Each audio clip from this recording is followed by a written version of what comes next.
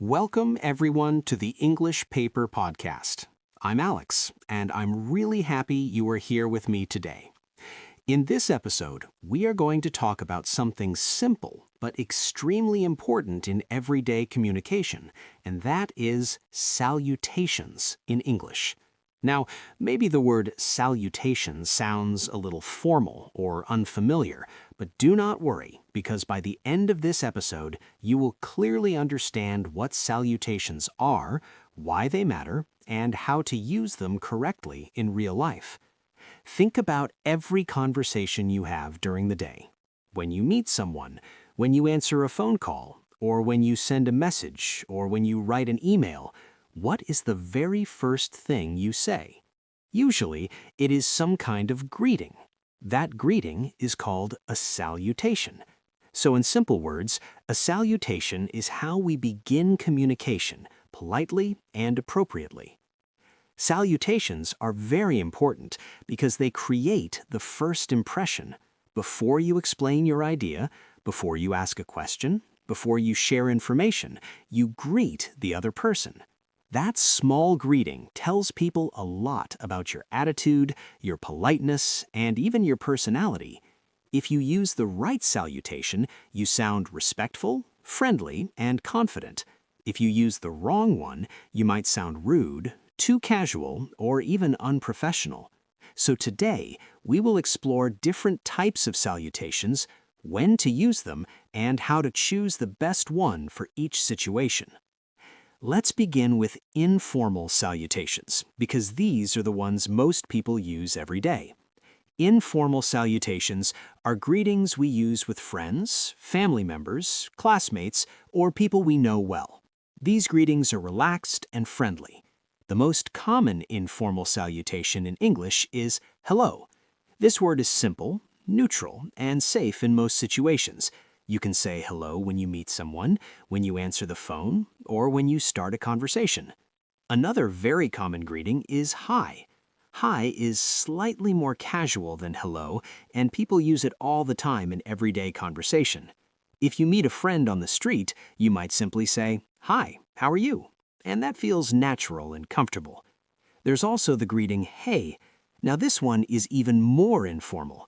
People usually say hey to close friends or people of the same age group.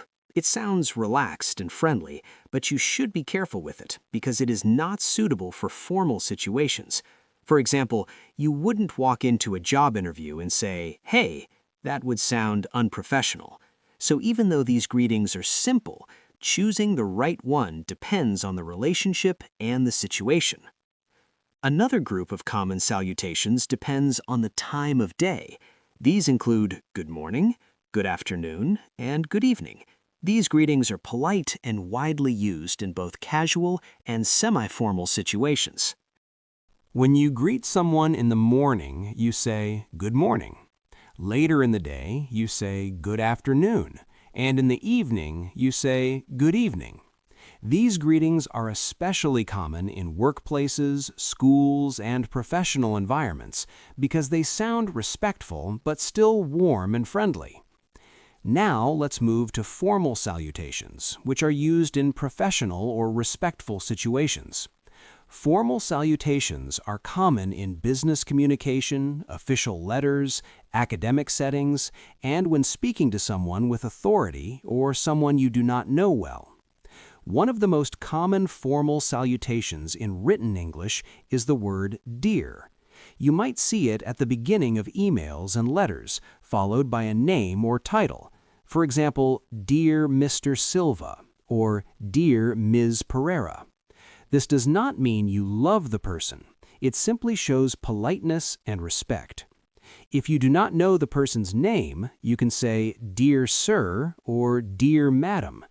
In very formal situations, people sometimes write to whom it may concern, especially in official letters or documents. It is also important to understand titles when using formal salutations.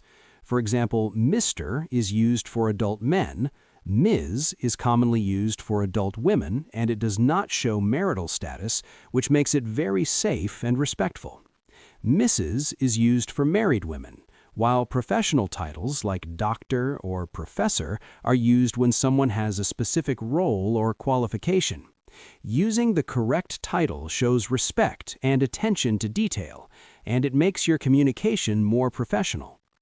Now, let's talk about salutations in emails and letters, because written communication has its own structure. When you write an email, you usually begin with a salutation, then write your message, and finally close politely. For example, you might write, "Dear Ms. Pereira, I hope you are doing well," and then continue with your message. In less formal emails, especially when writing to someone you know, you can start with hello or hi, followed by the person's name. Choosing the right greeting depends on your relationship with the reader and the purpose of the message.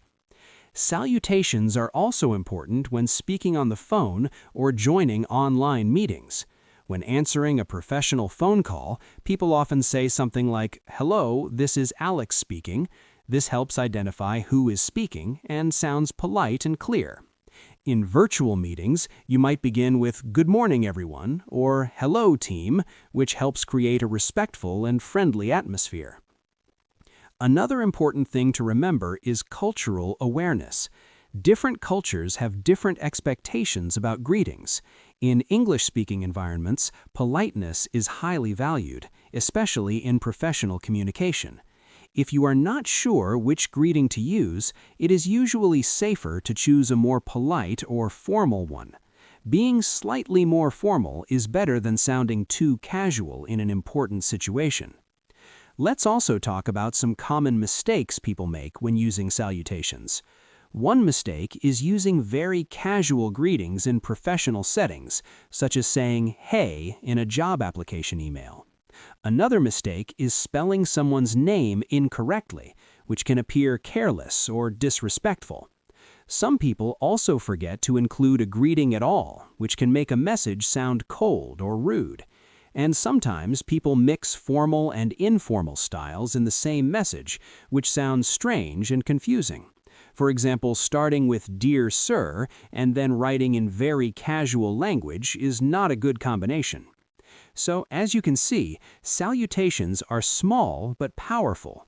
They help us show respect, friendliness, and professionalism. They help us match our language to the situation and relationship. They make communication smoother and more pleasant.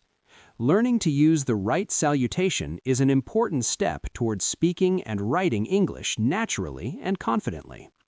As we come to the end of today's episode, I want you to remember something simple. Every conversation begins with a greeting, and every greeting sends a message about who you are and how you respect others. So practice different salutations in real life. Notice what people around you say. Try using formal greetings in professional situations and relaxed greetings with friends. The more you practice, the more natural it will feel. Thank you so much for spending time with me today on the English Paper Podcast. I hope this episode helped you understand salutations clearly and confidently. Keep practicing, keep learning, and keep speaking English every day. I'll see you in the next episode, and don't forget to subscribe to English Paper.